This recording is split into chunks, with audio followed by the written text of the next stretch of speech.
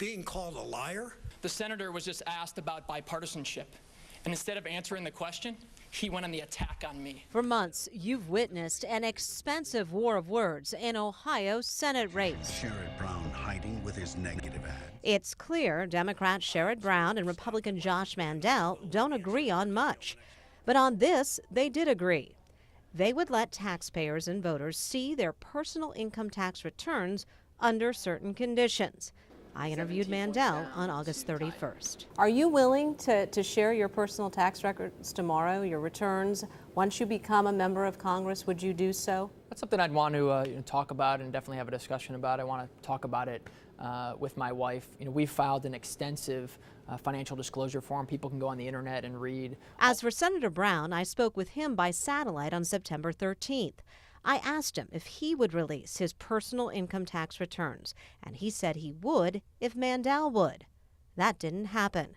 But as it turns out, Brown and Mandel aren't unique. I've never released my tax returns. That's my private business, just like it's your own private business.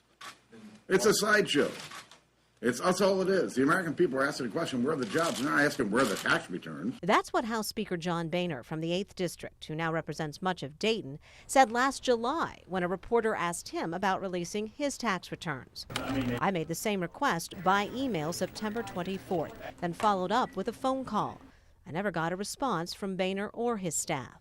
We believe that it was an injustice. 3rd District Representative Mike Turner is Dayton's homegrown congressman. His staff was the most responsive.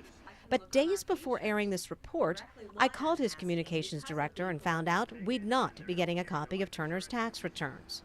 Instead, Turner released his financial disclosure statement for calendar year 2009, filed in May 2010. It's required by law, and it lists stocks purchased and sold, but the amounts of transaction are not specific. What you see are ranges. $1,001 to $15,000 in many cases.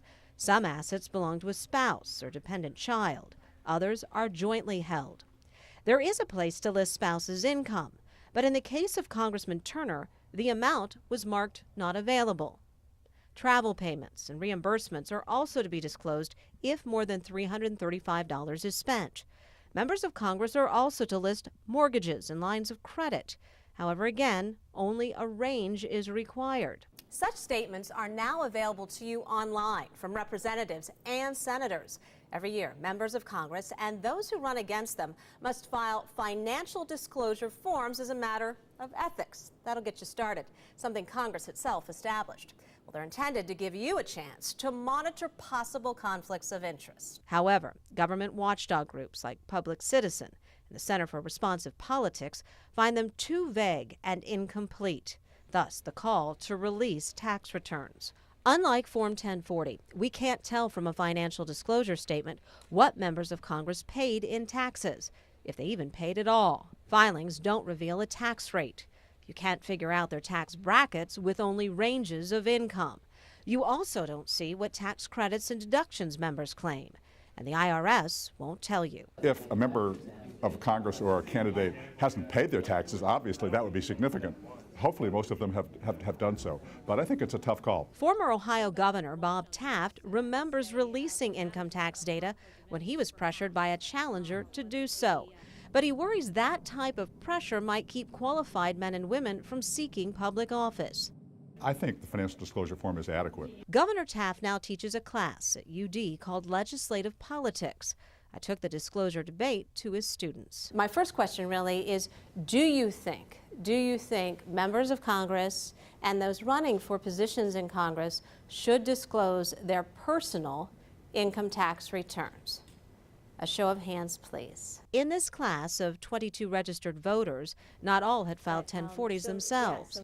10 students indicated they thought Congress should release personal tax information. Tax policy seems to be changing every couple of years now, and as it's such a hot topic with voters, it would be reassuring to voters to be able to see what the income tax returns, the tax rate that candidates are paying. People want to know so that there's more transparency for the members of Congress so that they can relate to them better. But at least this has a lawful element to it.